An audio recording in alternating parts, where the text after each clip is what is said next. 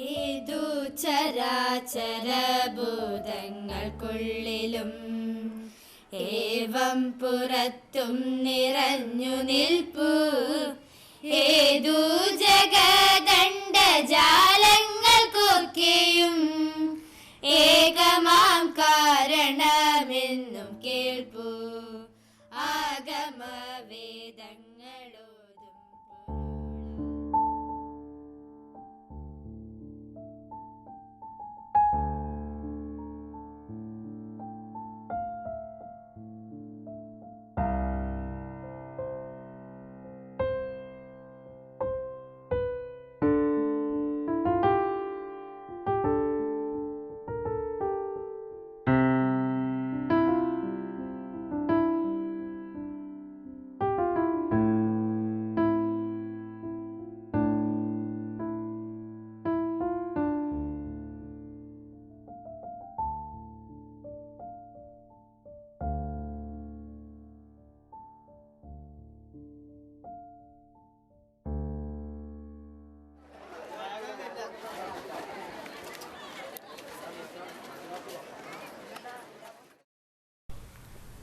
ഇന്നത്തെ നമ്മുടെ വിഷയം ഇന്ത്യൻ സ്വാതന്ത്ര്യ സമരത്തെക്കുറിച്ചാണ്.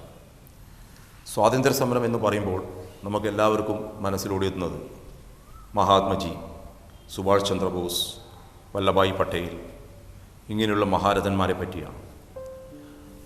നമ്മളറിയാതെ തന്നെ സ്വാതന്ത്ര്യ സമരത്തിന് വേണ്ടി പോരാടിയ അനേകം സ്വാതന്ത്ര്യ സമര സേനാനികളുണ്ട്. അതിൽ ഒരാളെ പറ്റിയാണ് നമ്മുടെ ഇന്നത്തെ വിഷയം. നവീൻ ചന്ദ് ഈശ്വർലാൽ ഷറഫ് എന്ന ഒരു ചെറുപ്പക്കാരനെ കുറിച്ച്. ആ പേരിൽ തന്നെ പ്രൗഢ ഗംഭീരതയുണ്ട്. 20ാമത്തെ വയസ്സിൽ തന്നെ അദ്ദേഹം എല്ലാവരുടെയും പ്രശംസക്ക് പാത്രീഭൂതനായ ഒരു വ്യക്തിയാണ്. 1942 കാലഘട്ടങ്ങളിൽ നിങ്ങളെപ്പോലെ തന്നെ ഈ സ്കൂളിൽ പഠിച്ച ഒരു വിദ്യാർത്ഥി മഹാത്മജിയുടെ നാടായ ഗുജറാത്തിൽ നിന്നും കച്ചവടത്തിന് വേണ്ടി കോഴിക്കോടേക്ക് താമസിച്ച ഒരു കുടുംബത്തിലെ അച്ഛനമ്മമാരുടെ ഏക ആൺതരി. സ്വാതന്ത്ര്യ സമരത്തിൽ പങ്കെടുത്തതിന് ബ്രിട്ടീഷ് പട്ടാളക്കാർ അറസ്റ്റ് ചെയ്ത് കർണാടകയിലെ ബെല്ലാരി എന്ന ജയിലിലടച്ച് അവിടെ നിന്നും അവരുടെ ക്രൂരമർദ്ദനത്തിന് ഇരയായി.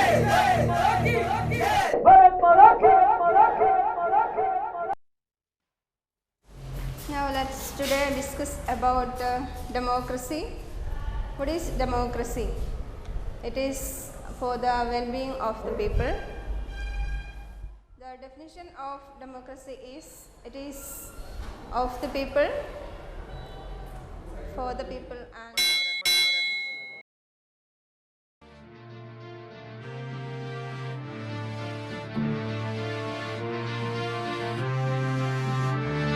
1942 കാലഘട്ടത്തിൽ ശ്രീ രവിവർമ്മ സാറായിരുന്നു സാമൂതിരി സ്കൂളിൻ്റെ പ്രിൻസിപ്പൾ. അദ്ദേഹം നവീൻ ചന്ദിനോട് സമരം നിർത്തിവെക്കാൻ ആവശ്യപ്പെട്ടപ്പോൾ എൻ്റെ ജീവിതം സ്വാതന്ത്ര്യ സമരത്തിന് വേണ്ടിയാണ്, സ്വാതന്ത്ര്യം കിട്ടുന്നവരെ ഞാൻ സമരം ചെയ്യുമെന്നായിരുന്നു അദ്ദേഹത്തിൻ്റെ മറുപടി. സ്വാതന്ത്ര്യം കിട്ടുന്നവരെ സമരം ചെയ്യും.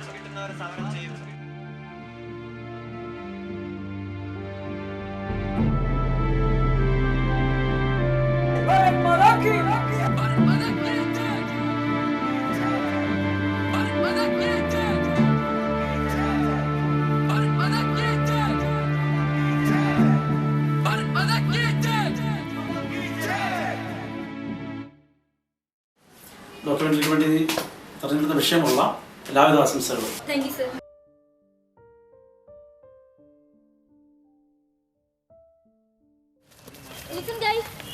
നമ്മൾ ഒരു ഡോക്യുമെന്ററി ഫിലിം നിർമ്മിക്കാൻ പോകുന്നു.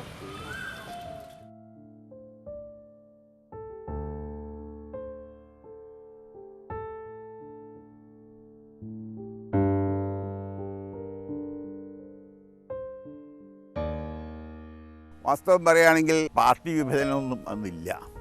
അന്ന് മാർക്സിസ്റ്റ് പാർട്ടിയോ അല്ലെങ്കിൽ കമ്മ്യൂണിസ്റ്റ് പാർട്ടിക്ക് വളരെ കുറച്ച് ആൾക്കാരുണ്ട് എന്നുള്ളതല്ലാതെ ബാക്കി എല്ലാവരും ഒരേ ഇതായിരുന്നു. ബാക്കിയുള്ള BJPയോ അല്ലെങ്കിൽ വേറെ അങ്ങനത്തെയുള്ള ഫങ്ഷൻസോ വേറെ പാർട്ടികളോ ഒന്നും തുടങ്ങിയിട്ടില്ല. അപ്പോൾ കുട്ടികളൊക്കെ എല്ലാവരും ഒരു ആളുടെ ഭേദം അന്യേ എല്ലാവരും ഈ സമരത്തിന് അനുകൂലികളായിട്ടുള്ള ആൾക്കാരായിരുന്നു. അങ്ങനെ ഇരിക്കുന്ന സമയത്താണ് 1942 മഹാത്മാഗാന്ധി ഡു ഓർ ഡൈ എന്ന് പറഞ്ഞത്. അപ്പോൾ അതിനനുസരിച്ചിട്ട് ഇന്ത്യയിലൊട്ടാകെ എല്ലാ കുട്ടികളും സമരത്തിൽ പോകും.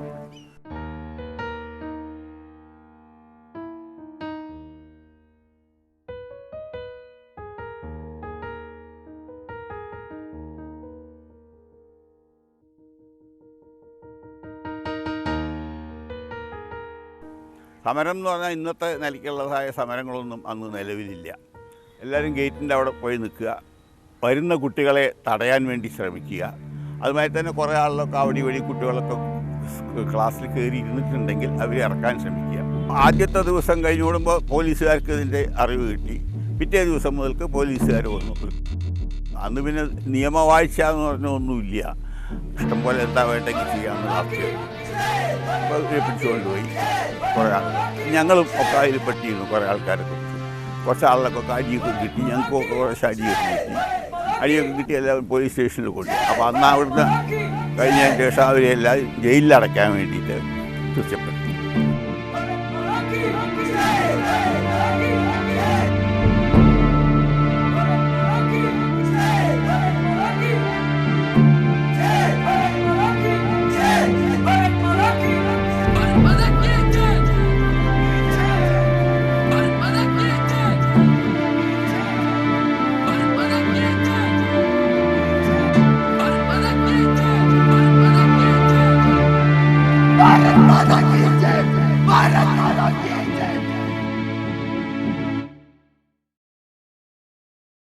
ഈശ്വലാൽ ഷോഫിൻ്റെ ജയിൽ ജീവിതത്തെക്കുറിച്ച് അറിയുന്നത് ആ കാലത്ത് അദ്ദേഹത്തിൻ്റെ ഒപ്പം ജയിലിലുണ്ടായിരുന്ന VA കേശവൻ നായർ എന്ന ഒരു സ്വാതന്ത്ര്യ സമര സേനാനി രചിച്ച ഇരുമ്പഴിക്കുള്ളിൽ എന്ന പുസ്തകത്തിൽ നിന്നാണ് എനിക്ക് ഈശ്വലാൽ ഷോഫിൻ്റെ ജയിൽ ജീവിതത്തെക്കുറിച്ച് മനസ്സിലാക്കാൻ സാധിക്കുന്നത്.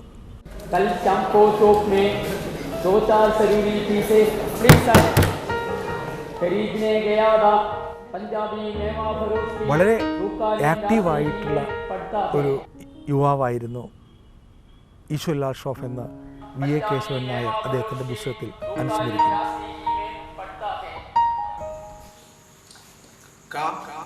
ഹിന്ദി ക്ലാസ് എടുത്തു കൊടുക്കുക, ഒപ്പം തന്നെ ഉറുദു പഠിപ്പിച്ചു കൊടുക്കുക, സഹതടവുകാർക്ക് ഉറുദു പഠിപ്പിച്ചു കൊടുക്കുക, ഇതെല്ലാം തന്നെ ഇദ്ദേഹത്തിൻ്റെ ഹോബിയായിരുന്നു.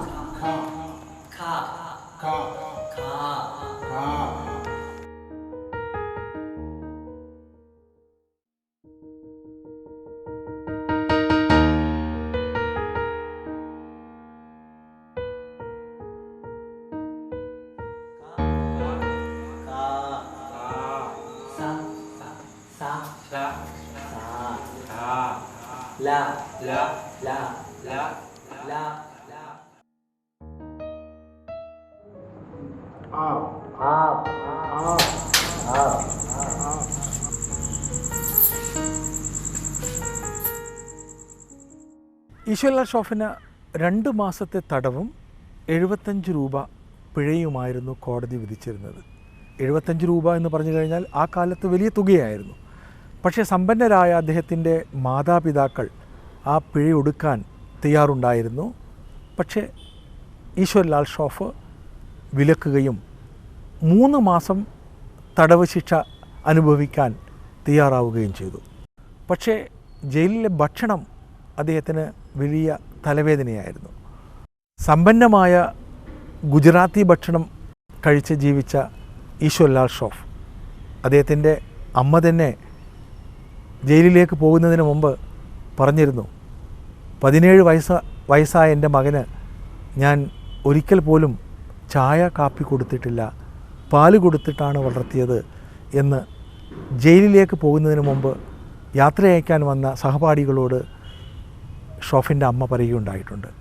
അങ്ങനെ ജീവിച്ച ഈശ്വലാൽ ഷോഫിന് ജയിലിലെ മുദ്ദയും പുളുസും വളരെ ബുദ്ധിമുട്ടുണ്ടാക്കിയ കാര്യമായിരുന്നു. ആ കാലത്തെ ഇന്ത്യക്കാരായ പോലീസുകാർ അവർ ബ്രിട്ടീഷുകാരെക്കാളും ക്രൂരന്മാരായിരുന്നു.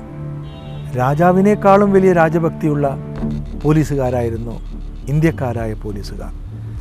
അവർ സ്ഥിരമായിട്ട് ജയിലിൽ വെച്ച് സ്വാതന്ത്ര്യ സമര സേനാനികളെ ഭേദ്യം ചെയ്യുന്നത് അവർക്ക് ഹരമായിരുന്നു.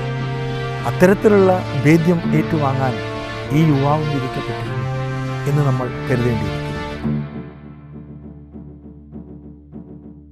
ജയിലുകളിൽ ഭേദ്യം ചെയ്യൽ ഒരു സ്ഥിരം ഏർപ്പാടായിരുന്നു. ഈ ഭേദ്യം ചെയ്യലിന് ഈശ്വർലാൽ ഷോഫി വിധേയനായിട്ടുണ്ടായിരുന്നു.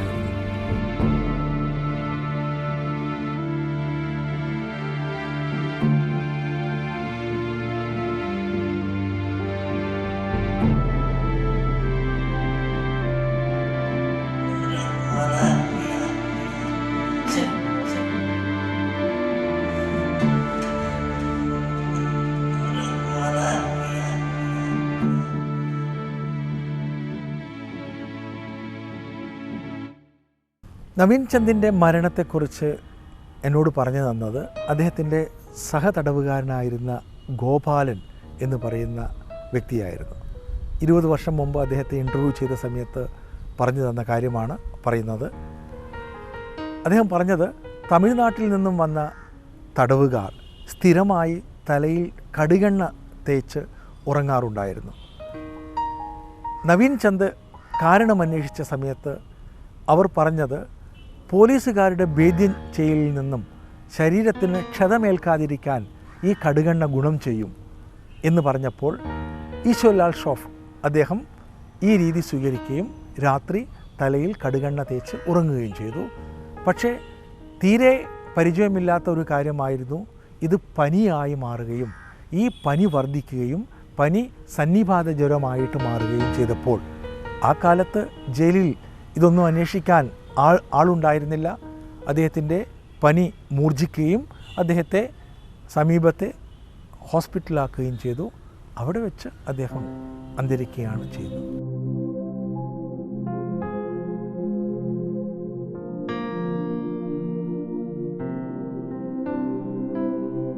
जनगणमन अधिनायक जय हे भारत भाग्य विधाता।